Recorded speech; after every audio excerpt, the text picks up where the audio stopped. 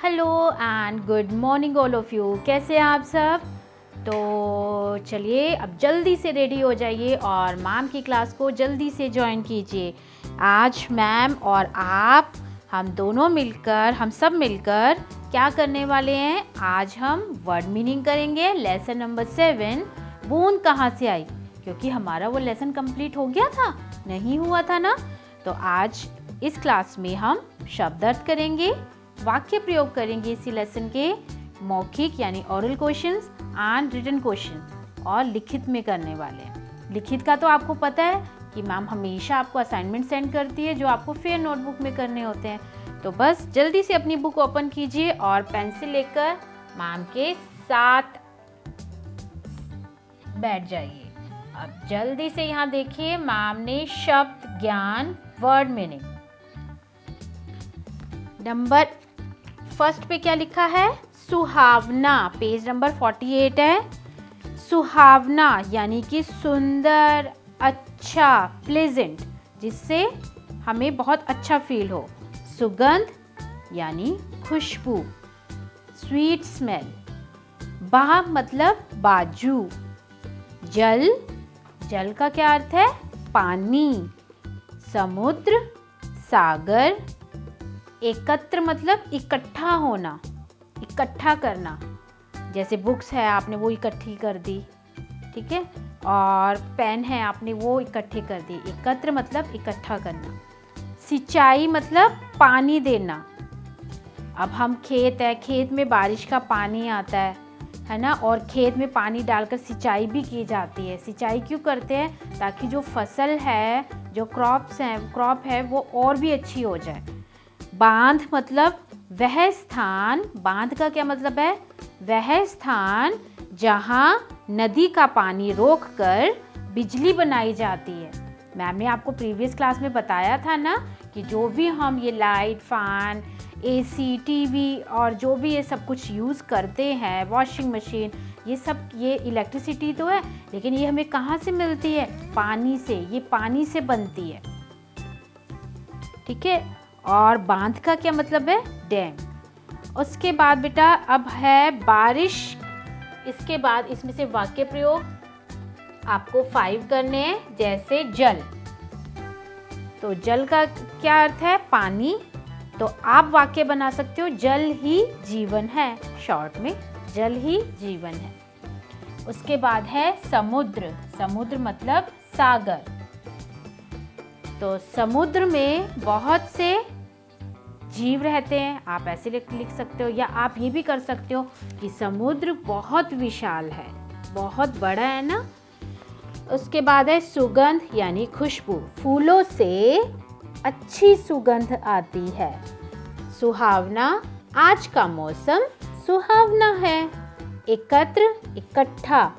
मैं और मेरे मित्र हम पार्क में एकत्र हो गए, ऐसे भी लिख सकते हैं। सिंचाई, पानी देना। बांध का मैम ने आपको बताई दी है, ठीक है। उसके बाद हमारा नेक्स्ट पेज पर है मौखिक क्वेश्चन। बारिश किन महीनों में होती है, आपको पता है? बताइए। बारिश वैसे तो जून के एंड में भी स्टार्ट हो जाती है ना। जून के एंड से जुलाई तक भी रहती है, और कभी कभी ऐसा होता है कि जुलाई में भी स्टार्ट होती है और जुलाई से अगस्त तक भी रहती है। तो अभी कंफर्म नहीं होता है, अब ये तो मौसम के ऊपर बात होती है ना। लेकिन कई बार ऐसा होता है जून और जुलाई का मौसम रहता है बारिश का, या फिर जुलाई से लेकर अगस्त की स्टार्टिंग तक का मौसम रहता है बारिश का। उसकी बात है, बारिश में अगर आपके पास छाता ना हो तो क्या होगा?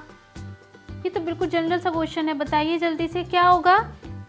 क्या होगा? हम भीग जाएंगे अगर छाता नहीं होगा। अगर बारिश ना हो तो क्या नुकसान होगा? देखिए, अगर बारिश ना हो, इसके बेनिफिट भी है और इससे लॉस भी है।